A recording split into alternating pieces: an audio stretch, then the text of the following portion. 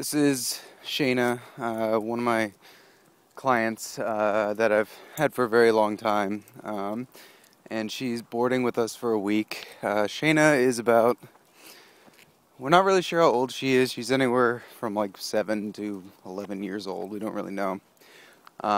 She was a rescue, and when her owner first got her, she had some pretty severe anxiety and aggression issues, and we've been working with her for a long time, and she actually went through my full-time training program and has been doing work off and on since then. We're on a walk out right now. Her owner, Deirdre, and David both said that they were having issues with her being anxious on walks, which I haven't really noticed since I've been walking with her, but I was thinking about some of the reasons that maybe she was anxious on a walk with them but not on a walk with me, and wanted to kind of go over some of those concepts that can help her relax, or help any dog relax while they're on a walk if you're having issues with them being anxious. So, one of the big reasons that Shayna doesn't really worry about anything on a walk is her and I have, we've been through a lot. The first time I met Shayna, she tried to attack me for about 3.5 hours, and aggressively attack me. And the next 2 lessons following that weren't much better. The length of time of her trying to kill me wasn't as long, but she was still trying to kill me. She has some, hey, Khaleesi, hey, shh, let's go. Leave it, let's go. So Shayna actually is the most aggressive dog that I've ever worked with. She doesn't look like it. She's a little fluffy thing, but sometimes the cute ones are the ones that get away with the most, and that's seriously a very, very scary and true statement. And so with Shayna, when she would get into a normal situation back when I first met her, like if let's say we were walking up the road and a dog, even right there, that dog that we had, there's a Weimaraner back there that was barking at us, it's one of the neighbors, Shayna would immediately try to take control of that situation. She had extremely high arrogance levels. She was extremely insecure, wanted to feel like she was in charge of everything. And she would, one of the concepts that I go over a lot with my clients is, I call it contact initiation, where if you do see someone coming down the road, or a car coming, or anything that's out of the ordinary or something foreign, when the dogs perk up and they start moving faster and they start getting anxious and panting and even starting to cry or bark, or it kind of escalates from there and even eventually turns into aggression, which is what happened with her. Shayna was getting away with that kind of stuff for 6 to 8 years of her life and had some serious problems. So with contact initiation, one of the things we need to teach them, and this is especially true when the problem has been going on for a long time, because they start to develop bad habits of contact initiation where they feel like they should take control of those situations because there's no one else there that's actually taking control of the situation. Now what Shayna knows with me, as opposed to being on a walk with anyone else, since we've been through a lot of training together and she's learned this lesson quite a few times. You can see I have her on a choke chain, I have her on a leather leash.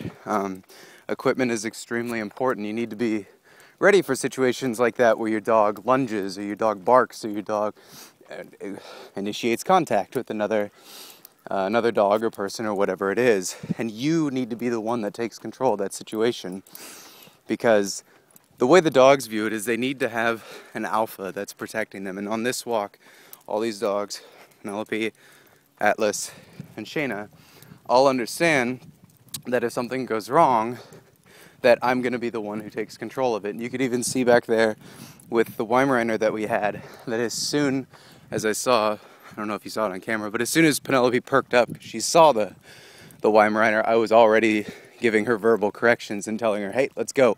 And she's like, okay, cool, I don't have to worry about that. And they really like that. Dogs like being beta because they don't, Penelope doesn't have to, she knows she doesn't have to get in a tiff with that dog. She knows she can just move forward, and that if problems do happen, then I'm going to take care of it.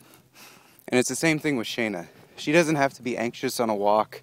She can just walk and move forward. Again, I literally haven't even tugged on this leash once. She hasn't even pulled into it once. It's extremely loose. Because she knows that she can just walk. She can just move forward. And if there are any issues happening, if there's any reason that contact needs to be initiated with someone walking by or a dog walking by or whatever it is, that I'm the one who's going to be handling that. And a lot of the times, actually almost all the time, when dogs do initiate contact, their adrenaline levels will spike. So they'll go from being normal, like la-di-da-di-da, to being, like, I always scale it on a scale of 1 to 10, and dogs will go from being cool to being level 10 adrenaline, murder, kill, like what Shayna used to do with me when she would try to attack me. That would be a level 10 adrenaline. It's extremely difficult to snap them out of that level of adrenaline. They don't really feel pain at that level. They don't think. They just kind of go with whatever their instincts and their habits tell them to do, whatever bad habits they've been developing over time, which Shayna had developed quite a few. Shayna actually had some severe damage from, she had like 6 to 7 years of being in a really bad family, but she's a lot better now. Anyways, I feel like I tangented there a little bit.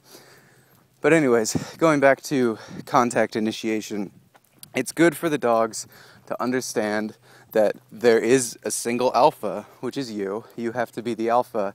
And the only way that you can really assert that alpha, you can see them. Hey, Khaleesi, knock it off. Let's go.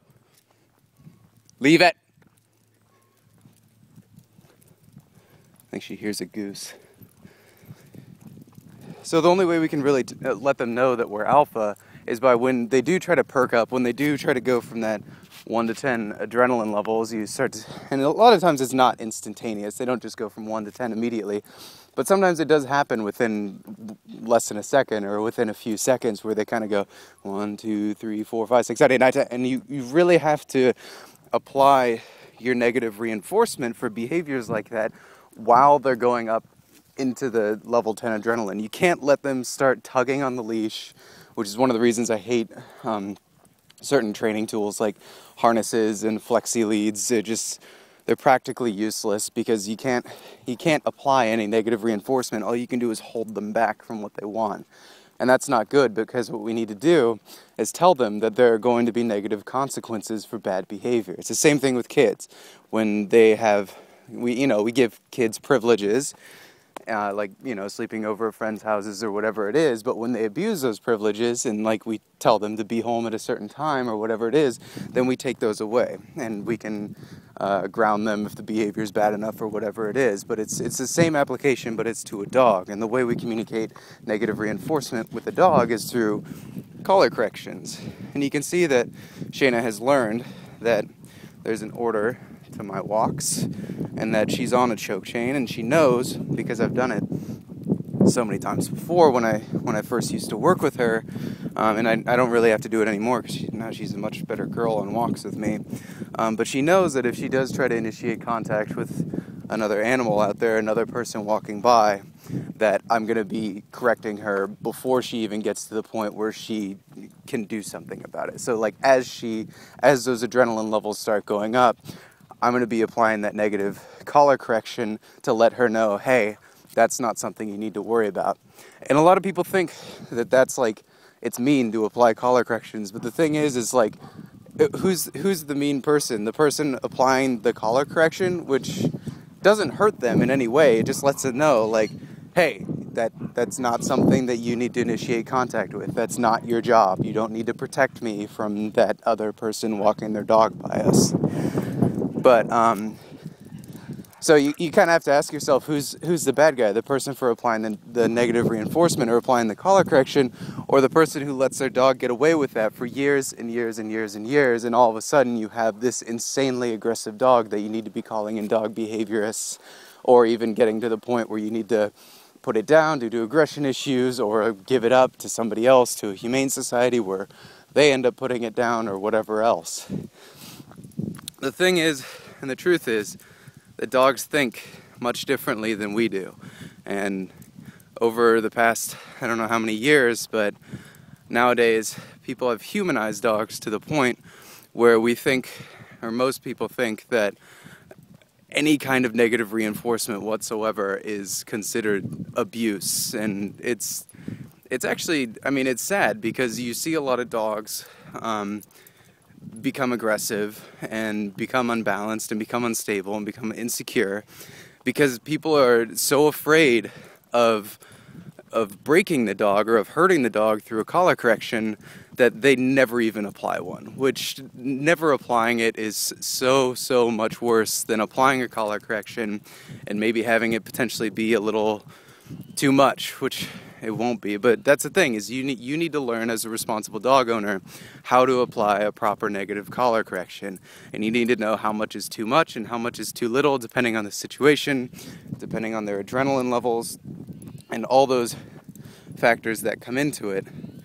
Because if you don't, you're gonna, I mean, if you never correct your dog, you're gonna end up with a dog like, and I wish I had video footage of when I first met Shayna, because I'm serious when I say that she is the most aggressive dog that I've ever dealt with when I was first working with her. It's not an understatement whatsoever. But anyways, I guess wrapping it up, it's going back to what Deirdre was asking me about anxiety on the walk, is we need to have control of the situations that we put ourselves and our dogs into, and a walk is a perfect example of that.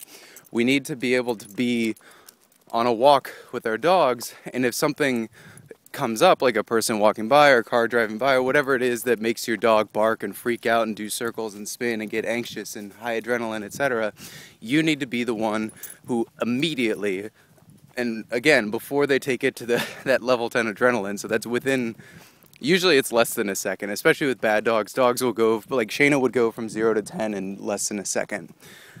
You need to be able to take control of that situation before it ever becomes a problem. That way they know that they're the beta, you're the alpha, they can just kind of relax, and any problem that comes up or anything like that, they can just be like, oh, that's okay, my alpha will handle it. Anyways, thanks for watching. If you have any questions on this video, I highly recommend you post them, and I will definitely answer you. Thanks.